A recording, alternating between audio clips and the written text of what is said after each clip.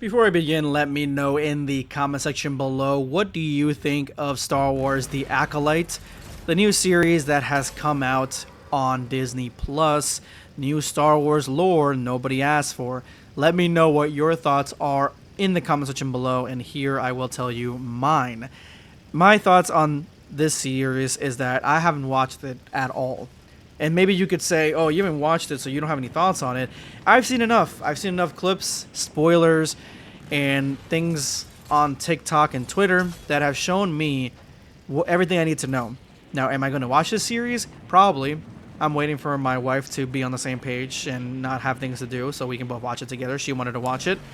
But as for me, I'm going to watch it, and I'm going to be very, very skeptical on how good it's going to be at this point now, because not only are they changing so much of the lore, and they change one huge massive thing that really kind of slaps the Skywalker saga in the face almost as much as Rey taking the Skywalker name, but at the exact same time, like, they aren't even getting the lore right. They are just throwing things in there. And it's just insane, the work that's going into destroying Star Wars right now from the inside out, instead of giving us content that's passable and that's good. Now, Disney's The Acolyte again. I have to watch it. Maybe a lot of these things I've seen are out of context, but some of these things are cut and dry.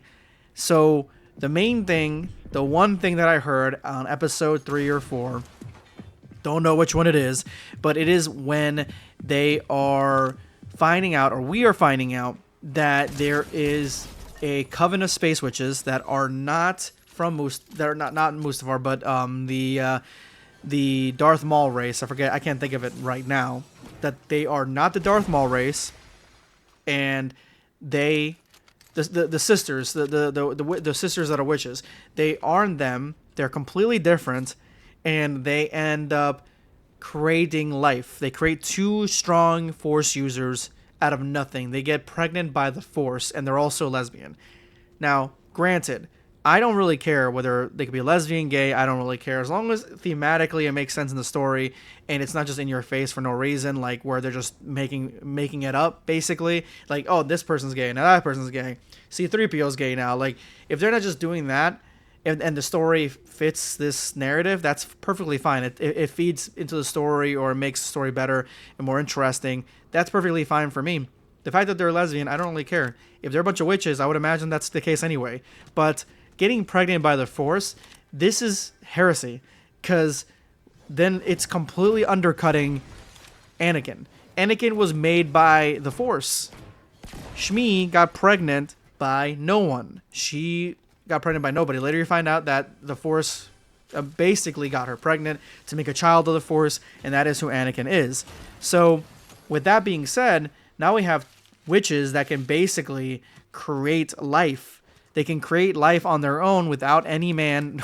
They're lesbians anyway, but without anybody else, and they can create life on their own, and the Force can just make life for them. Where have they been? Where were they? Are we going to find out they're destroyed at the end of the season of the series? Like, imagine if Dooku had even just 1 or 2 of these space witches. He could make at least 1 or 2 of these space faring warriors, these Force wielding warriors. He can create them, you know? And to me, it doesn't make any sense.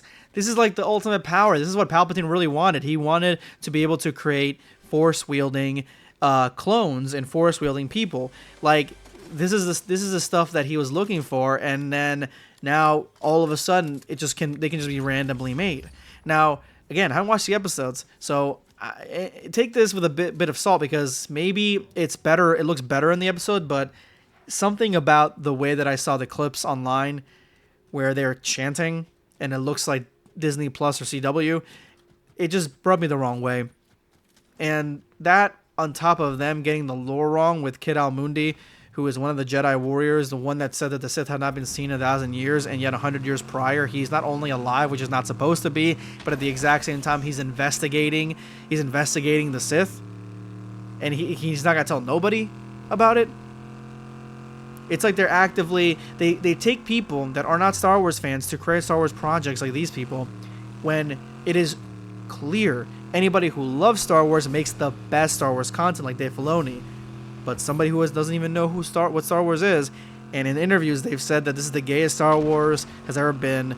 All Star Wars fans and nerds are gay, and yeah, my favorite one, Anakin blew up the Death Star. They don't know what they're talking about. So why are we listening to them? That's the only thing I gotta say, man.